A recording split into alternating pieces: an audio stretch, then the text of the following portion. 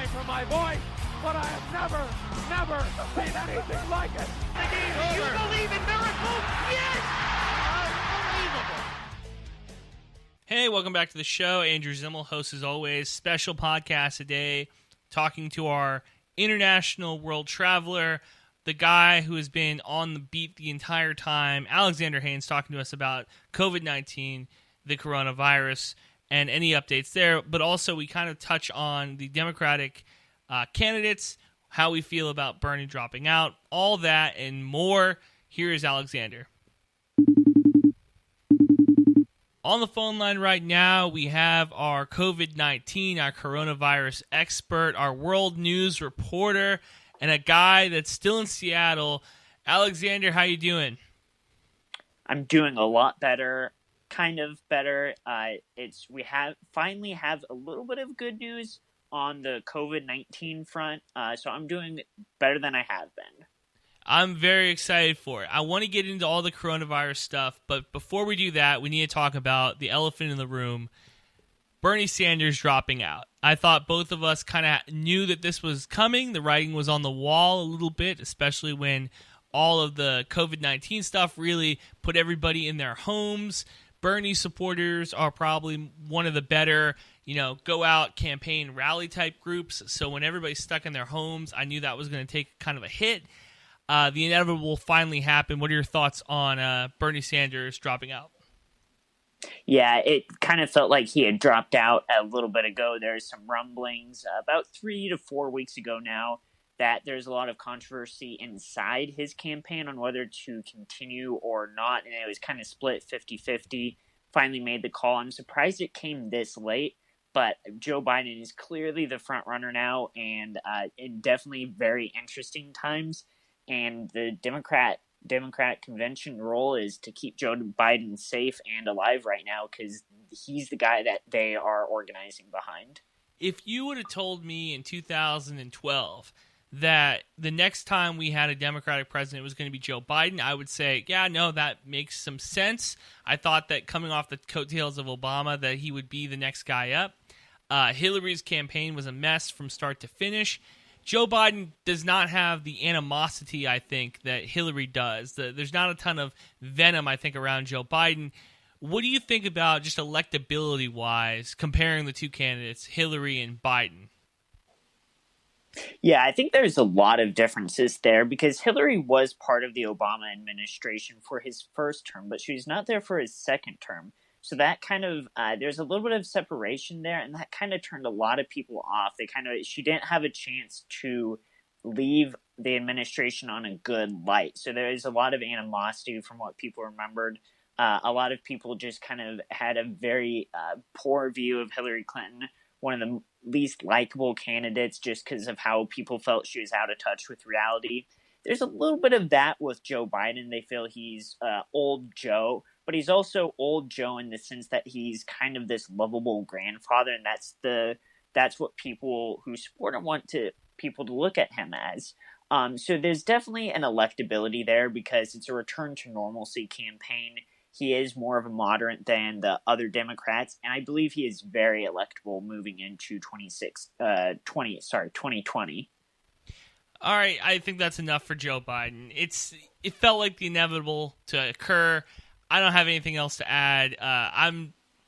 You're gonna have to vote for one of these two candidates. I think a third party vote is kind of a throwaway vote at this point. But I'll say this, tongue in cheek, I'm not as excited to vote for Biden as I think I would be for other candidates. Yeah, I would definitely agree there that there's not an excitement to vote for Biden. This is definitely a candidate who placates to and who's very much excites the older crowd more so than people our age group. So there is a little bit of excitement from older people, but for the younger crowd, it's more of a focus on COVID and let's get to the election and see what happens. All right, let's talk about the coronavirus. I didn't talk to you last week, so now you get 2 weeks worth of information dumped on you guys. Let's start with the good news, because this is the first time that you've hinted to me in the past 2-3 months that, Zimmel, I can't wait to come on the podcast. I have good news. So I've been waiting on pins and needles for this, Alexander. Okay, so there's two really good stories. The first one is specific to Washington State because of early measures taken in Washington State, and that's where I am, so I'm a little bit partial. I do need to lead with that. But the field hospital that was set up at CenturyLink Field was closed down this week as it saw 0 patients. That material and that team is going to move elsewhere as they see fit, other parts of the country. They are also returning 400 ventilators to other states that are going to need those ventilators, specifically New York and New Jersey. California is sending ventilators that they did not end up needing to New York and New Jersey. Now, I say not end up needing, they are not out of this yet. This is the end of the beginning. This is only just starting. We're only in the first part of this fight, but the preparation that is taken in California and Washington has largely worked. I mean, there's still an unfortunate amount of death, but it's a very important and big story that hospitals in Washington State never overflowed capacity, that they're able to treat everybody as needed. And that is a lot due to the early measures taken. The second story is, and I do need to lead, there's a very, very slim chance of this working. I'm going to put about a 5% chance of it. So don't take this story out of context. That's a 5% chance of this working out. But in Ireland and a couple of other places now, there is a test for a vaccine that is a slightly altered version of the tuberculosis vaccine. Research has found a very significant statistical correlation to low rates of COVID cases and death in countries where there are still BCG vaccines implemented, and that is in countries where tuberculosis is still very high. The United States is not one of those countries. We do not vaccinate regularly for tuberculosis just because it's not a common disease here. But in those countries that do have the BCG vaccine, they've seen low rates of COVID death and cases. Now, the research question is that related to other policies, or is that going to be related to the BCG vaccine or a slightly altered version? If it is related to the BCG vaccine or a slightly altered version, that would significantly increase the time scale for a vaccine needed, possibly up to early 2021 instead of middle of 2021, late 2021. So let's talk about, because you mentioned Ireland, let's talk about the Prime Minister of Great Britain. Prime Minister of the UK, Boris Johnson, he's in the ICU. We kind of saw that this was going to come when Iran dealt with leaders getting sick. The United States has had a couple leaders get sick. But to have the leader of a country like Boris Johnson get sick, what does that do to the security of some of these countries? And what do some countries fear right now with this coronavirus? Yeah, there's definitely a lot of fear in these countries, and specifically the United Kingdom. The one of the biggest concerns is that unlike the United States, where we have a direct line of succession should President Trump pass away to Vice President Pence, the United Kingdom does not have that direct. There is an interim, an appointee interim, but a new prime minister who would be a full-time prime minister would be needed to be approved by the Queen, and an entire new coalition government would need to be formed. So there's not that direct line of succession, which could really, I don't see a lot of fighting over how it would take place, but it would definitely disrupt the process and add a whole other headache on top of dealing with one of modern history's worst tragedies. I thought you were going to mention Brexit as well, because that's just another layer to this entire thing that Great Britain is having to deal with. It definitely is. Brexit is a very big deal because they are no longer in the United or in the European Union. They are getting some of the support from those countries, but they don't have the whole coordination that they would have with the European Union. I understand. I'm not going to really take a side on Brexit just because I don't know where a lot of listeners sit, but I understand both sides of the argument there.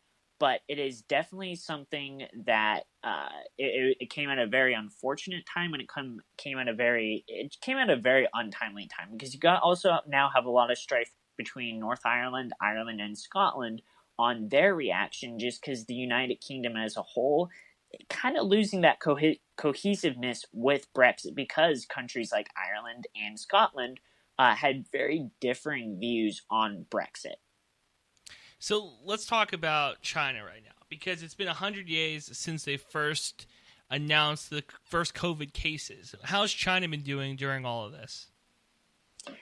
China is improving. The one thing that we know about China is, although there has been a lot of controversy and we know that their numbers are not real, they are improving. One of the reasons that we know their numbers are not entirely accurate is because we can look at the cases soaring above China in Italy, Spain, France, Germany, United States.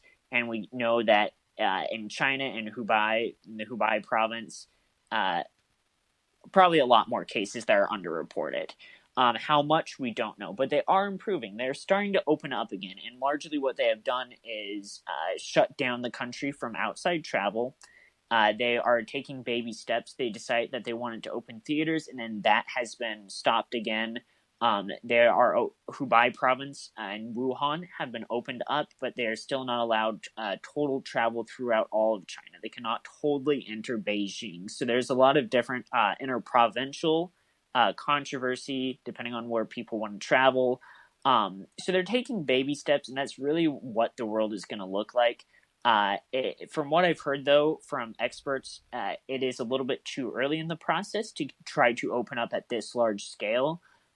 Just because of the concern a second wave could really devastate China, having to shut down again, having to, and we'll know if there's a second wave. This is not a disease that a country can hide for long, as we saw in China, as we saw in Iran, as we saw in other countries, as we saw in the United States. It is not a country that we can say it is fine for too long. So right now we do know that China is relatively okay, improving, not great though. So let's talk a little bit about a story that I sent you early today from the New York Times. It was the first confirmed coronavirus case came from a woman from JFK Airport in February that tested positive.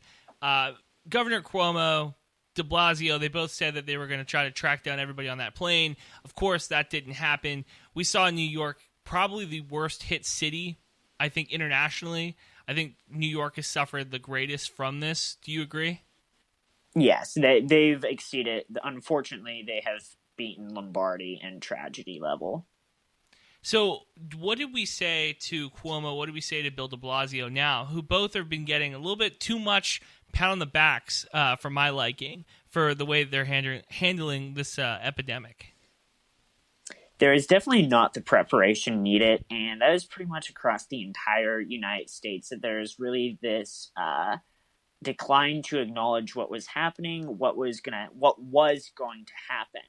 One thing I've heard, to just kind of put on a more of a commentator hat, is that in America there is kind of this sentiment that problems, we can see a problem, but we can just kind of wave a magic wand of Band-Aids over it until it goes away, or until we deal with it enough where we can just continue punting down the line dealing with it.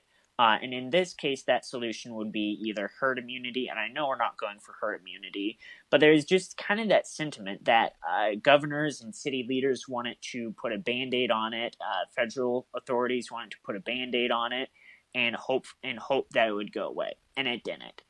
Track and trace was definitely needed. We've seen countries that have implemented track and trace, mostly in Southeast Asia, Taiwan, Macau, Hong Kong, have all very much handled the first wave. They were able to control, track everybody, get everybody who needed to be in quarantine into quarantine, make sure they were staying in quarantine, really test everybody. So it was really a failure on two parts, because the second part of track and trace is you need to map the virus. And if you're not testing enough, or you do not have the capacity to test, then you're not going to be able to trace. You can just track people, but they're going to get frustrated, and especially in America, where people really value their freedom. And for 100 years, there has not been anything that has really challenged people's where they are a public health threat unknowingly, because you can carry this asymptomatically.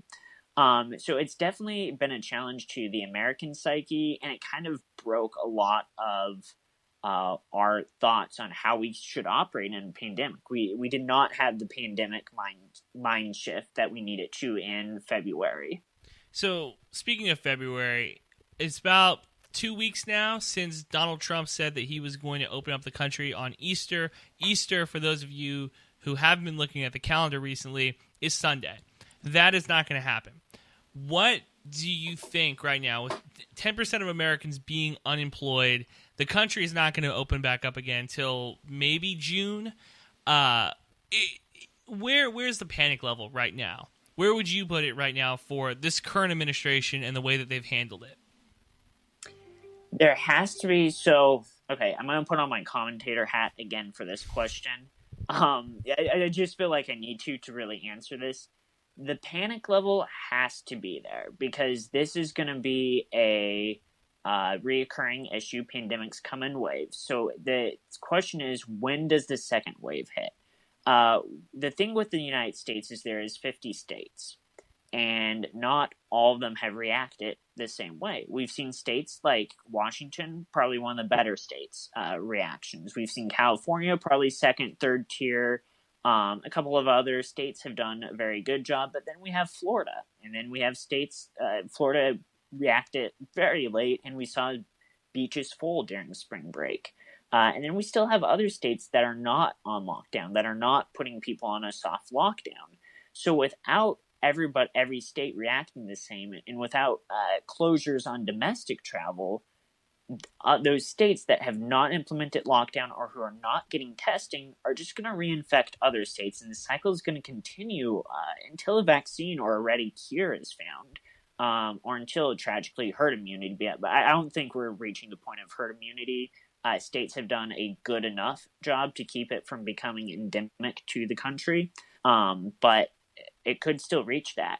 So this is going to be a reoccurring issue going into probably August, September, October, November, when the election hits. And so the current administration has to be very panicked right now. However, just because I do a lot of patrolling of the comment sections of Twitter, Facebook, and just to see what people on all sides of the spectrum are saying, there is definitely a real politicization where people who do like Donald Trump are finding ways to move the Overton window and to move the field goal post where he is doing a very good job.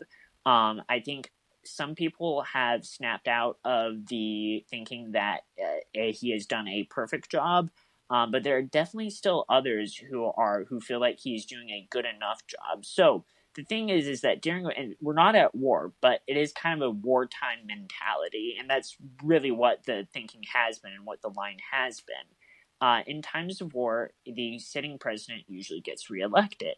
So if he is able to sit up there and play the virus long enough and say that we are doing okay enough, there is going to be a certain comfort level amongst states, amongst voting delegations that do like him, where I believe that Donald Trump right now is probably the favorite to win in November. And I didn't think that a couple weeks ago. But the way that he has been able to shift the goalpost among his base to keep them, there may be an electability there just because of familiarity. Now, that is pending something very tragic happening, but most states are going to reach their peak sometime in late April or early May. And then from there, it's probably going to be another month of recovery, looking at reopening in July and facing a second wave come late July, August, September.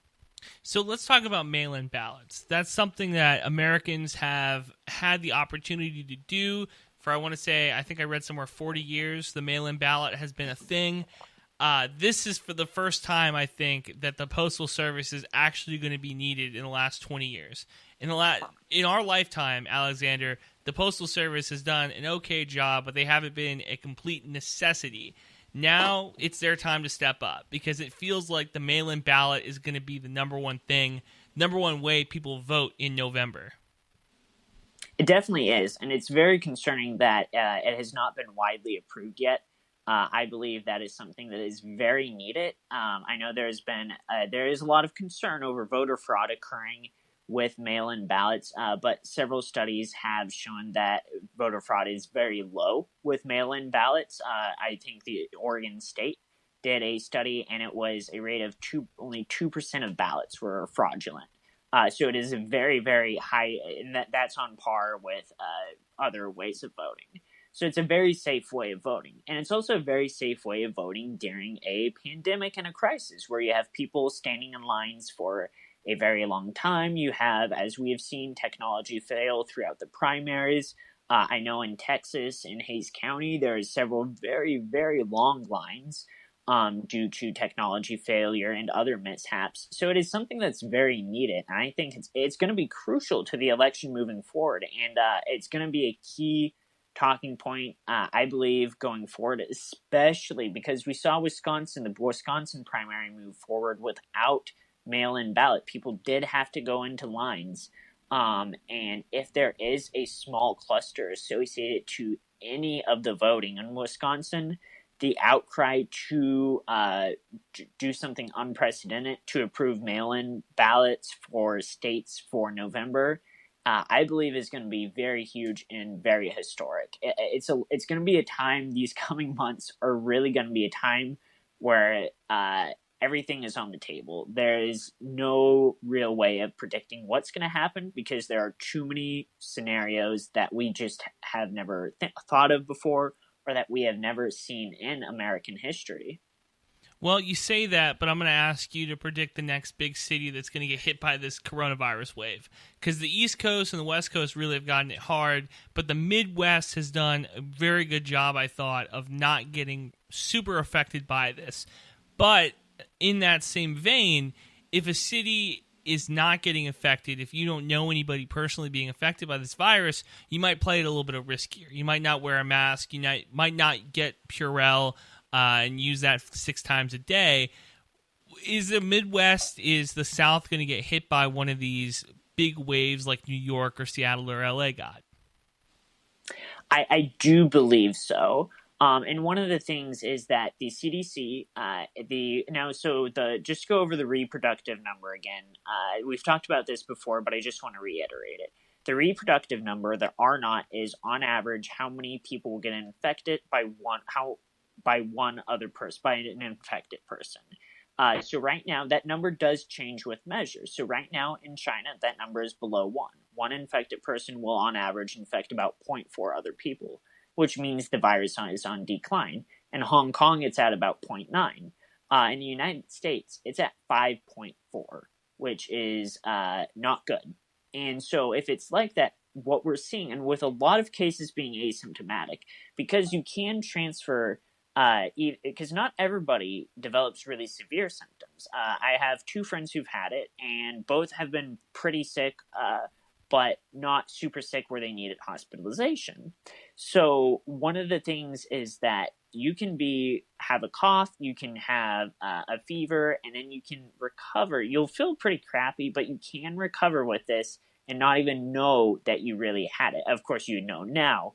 But the point is you can be an unwilling or an unknowing carrier. So if you go out, and it's most transmissible during the first 7 days of symptoms, but it can transfer before and after. So when most cases are asymptomatic, up to 14. No, I shouldn't say most cases, but when the possibility of a case being asymptomatic but transferable for 2 weeks. You go a lot of places in 2 weeks. If just before lockdown, before social distancing, if you were to map out every single thing that you touched or went and how many other people touched or went to those places, you'd be pretty shocked. So in cities that have not taken it as seriously or who have not taken the lockdown as seriously, there is definitely a concern there. And I do have a concern for the Midwest and rural communities.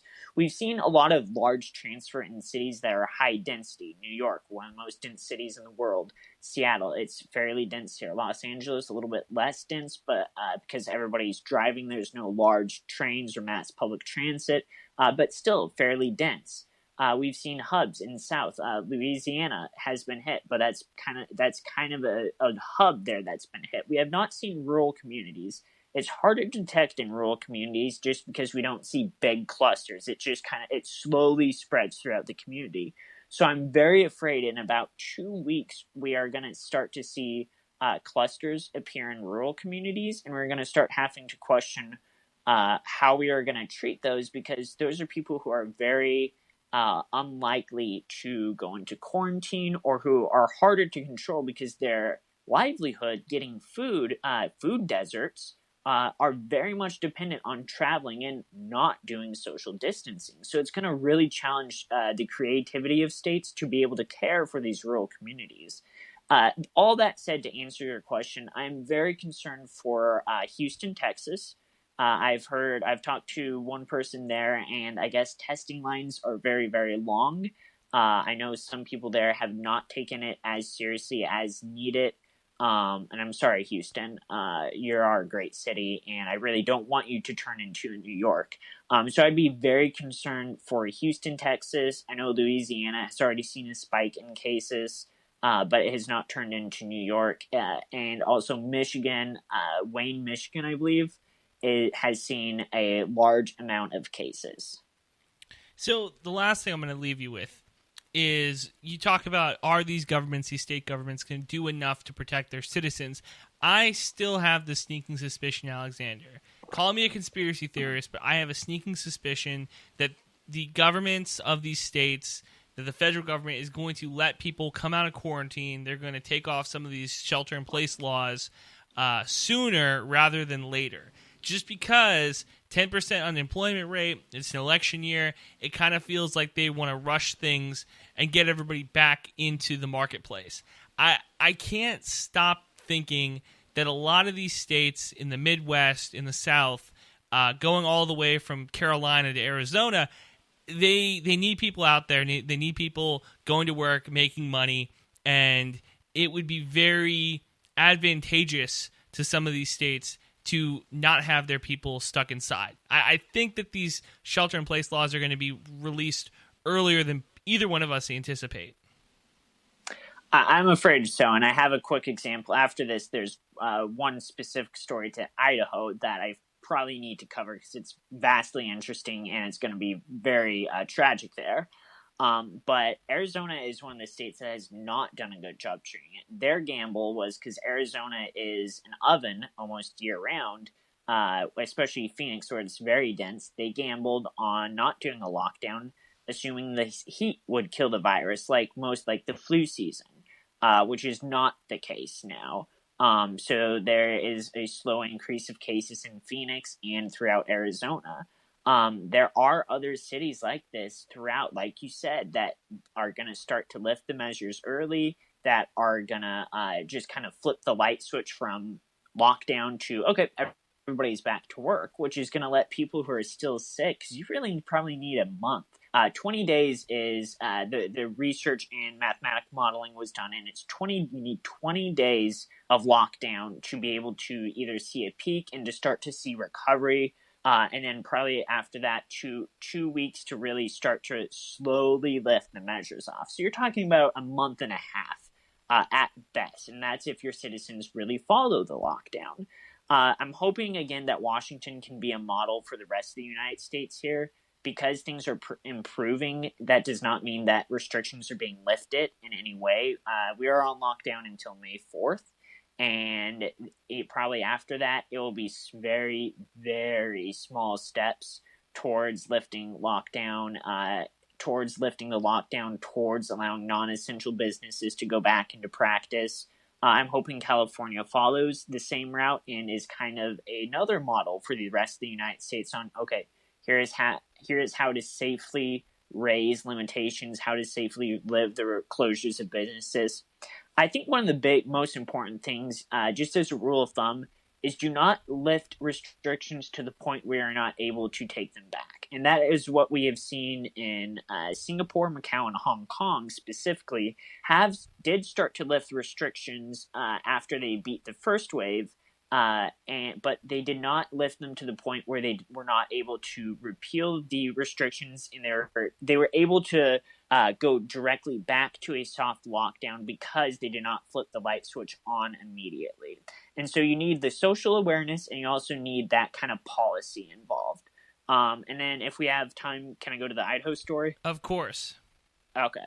So in Idaho, anybody who does not remember back in, I believe, 2015, 2016, the Bundy Ranch standoff with Amon Bundy, where there's a standoff between the FBI and a group of ranchers who wanted to keep their land.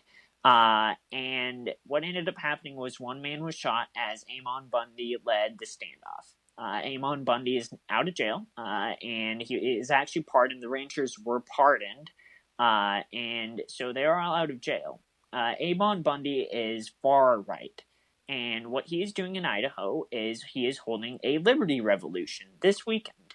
He's planning to hold a church service on Easter of 1,000 people. And if you are going to church, I really hope that you're doing it online. Do not be Mr. Bundy.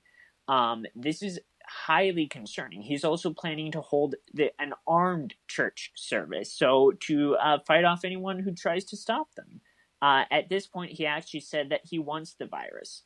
Now, Amon Bundy is not just some knucklehead. He is very much a cult-like personality leader who has a large gathering, who has a large following of people in Idaho that really want to follow him. And in Idaho, one of the things is I did some research here.